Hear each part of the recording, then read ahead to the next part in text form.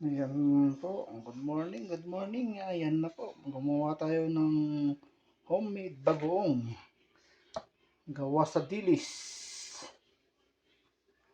Dahil mahal ang bagoong dito, gagawa tayo ng masarap na homemade bagoong from Pangasinan. Ayan, ayan po siya. Ayan. Gagawa tayo ng homemade bagoong. Ayan po, dalawa po yung nakuha. 1 kilo yan na dilis. Ayan po, mga kaibigan.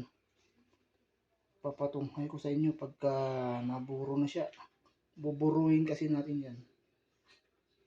Yung homemade bagoong na dilis. Ayan. Ayan po. Ayan po. Sige na. Bye bye mga kaibigan. God bless po sa inyo.